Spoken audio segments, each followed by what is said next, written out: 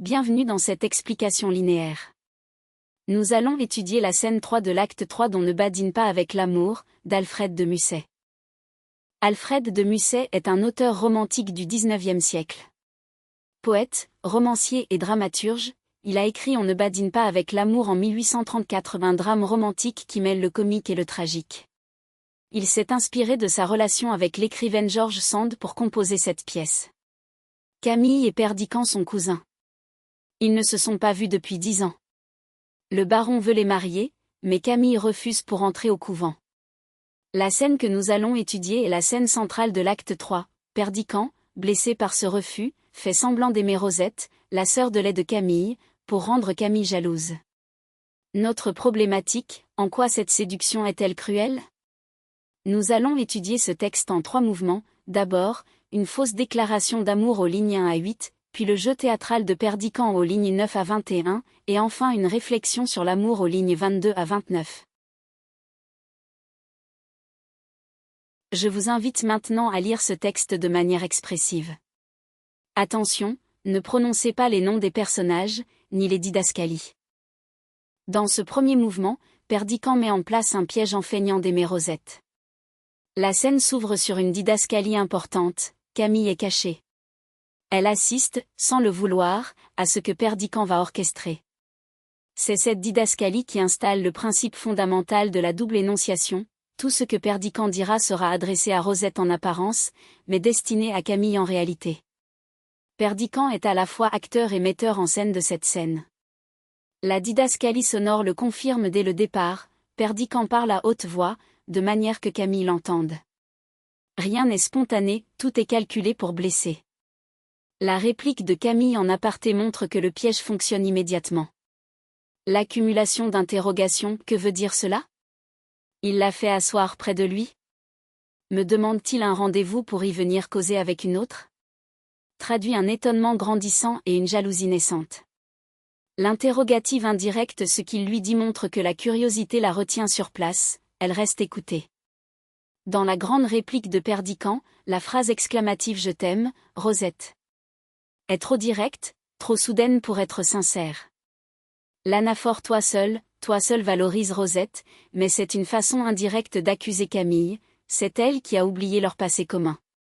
Le champ lexical du passé nos beaux jours passés, la vie qui n'est plus souligne ce reproche.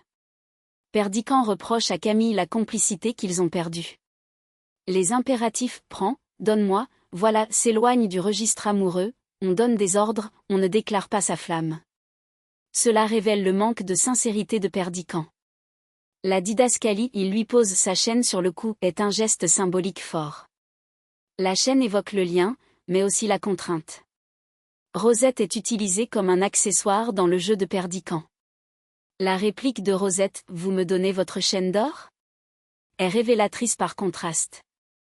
Le vouvoiement de Rosette face au tutoiement de Perdiccas souligne l'écart social entre eux.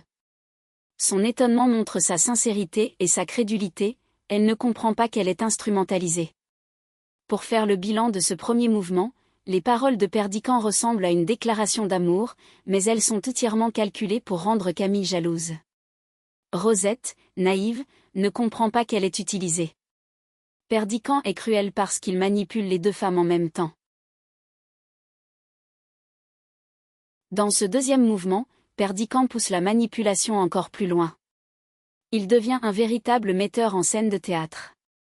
Les impératifs s'accumulent. Regarde, lève-toi, approchons-nous, Perdiccas dirige chaque geste de Rosette. Il nomme les éléments du décor avec précision, la fontaine, la source, notre image, pour que Camille, cachée, puisse visualiser la scène dans sa totalité. Tout est pensé pour elle. Les questions rhétoriques, nous vois-tu tous les deux, dans la source, appuyés l'un sur l'autre? Vois-tu tes beaux yeux près des miens, ta main dans la mienne? S'adresse autant à Camille qu'à Rosette. Camille est obligée d'imaginer le tableau de ce couple qui se forme sans elle, de cette intimité dont elle s'est volontairement exclue. C'est une cruauté parfaitement calculée. Vient ensuite le coup de théâtre, la didascalie indique que Perdiccas jette la bague dans l'eau. Ce geste bref et spectaculaire symbolise la rupture définitive avec Camille, ils se débarrassent du gage de leur amour passé. Le discours qui suit joue sur une série d'antithèses, l'image qui disparaît puis revient, l'eau troublée qui retrouve son équilibre, les grands cercles noirs qui courent à la surface. Ces oppositions symbolisent l'effacement de Camille et l'apparition d'un nouveau couple. Mais la phrase « Il n'y aura plus une ride sur ton joli visage » est particulièrement troublante. Le futur peut évoquer un visage figé pour l'éternité, le visage d'une morte. Perdiccas annonce, sans le savoir, la mort de Rosette. On appelle cela de l'ironie tragique, le personnage dit une vérité qu'il ne comprend pas lui-même, et c'est le lecteur qui mesure toute la portée de ses mots. L'aparté de Camille, il a jeté ma bague dans l'eau, est court, exclamatif, et sans appel. Cette réplique valide la réussite totale du piège, Camille est blessée dans ses sentiments les plus profonds. Pour faire le bilan de ce deuxième mouvement, Perdiccas utilise la bague et la fontaine comme accessoire d'un jeu très théâtral, entièrement destiné à blesser Camille. Mais en jouant ce rôle, ses paroles trompent aussi Rosette, qui croit à une vraie déclaration d'amour. Dans ce troisième et dernier mouvement, Perdiccas se fait professeur de l'amour. Mais une question reste ouverte, joue-t-il encore un rôle, ou commence-t-il à être sincère? La question rhétorique qui ouvre le mouvement « Sais-tu ce que c'est que l'amour, Rosette ?» installe Perdiccas en position de maître. Perdiccas va donner une leçon, mais cette leçon s'adresse à Camille, pas à Rosette. Le chant lexical de la nature, le vent se tait, la pluie du matin roule en perles sur les feuilles séchées que le soleil ranime, la lumière du ciel, le soleil, transforme cette tirade en véritable poème romantique. N'oublions pas que Rosette signifie petite rose, en l'associant au monde naturel et pur, Perdiccas l'oppose implicitement à Camille. L'exclamation « Je t'aime » pose une véritable question d'interprétation. À ce moment précis, Perdiccas joue-t-il encore un rôle, ou ses propres sentiments débordent-ils malgré lui? L'ambiguïté est entière. Ce qui suit est une attaque directe contre l'éducation religieuse de Camille. Les interrogations rhétoriques « On n'a pas flétri ta jeunesse ? On n'a pas infiltré dans ton sang vermeil les restes d'un sang affadi ?» visent les religieuses du couvent.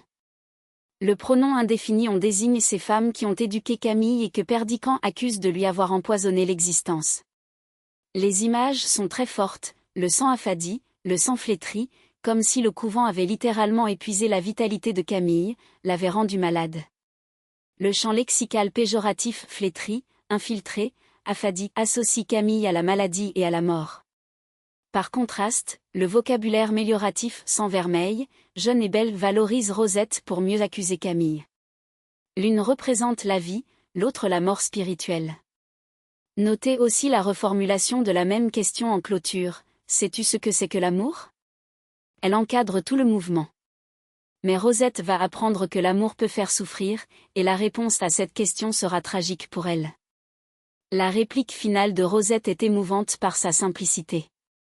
L'interjection hélas trahit un malaise, un pressentiment obscur. Elle ne comprend pas ce qui se joue, mais quelque chose en elle résiste. Le futur je vous aimerai comme je pourrai est d'une honnêteté désarmante, elle ne promet pas un amour absolu, elle promet ce qu'elle a. C'est une réponse sincère à une déclaration qui ne l'est pas. Pour faire le bilan de ce troisième mouvement, Perdiccas fait une double leçon sur l'amour et contre la religion en s'adressant à Rosette mais en visant Camille. Et Rosette, séduite, ne comprend pas qu'elle est manipulée. En conclusion, cette scène répond à notre problématique, en quoi cette séduction est-elle cruelle? Les paroles de Perdiccas ont deux destinataires, adressées à Rosette en apparence, elles visent Camille en réalité. Perdiccas est à la fois acteur et metteur en scène d'une pièce dans la pièce. Il manipule deux femmes, Camille, dont la jalousie confirme qu'elle aime toujours Perdiccas, et Rosette, sincère et naïve, qui paiera de sa vie ce mensonge. Cette scène illustre le proverbe du titre, « On ne badine pas avec l'amour ». Jouer avec les sentiments est dangereux pour tous.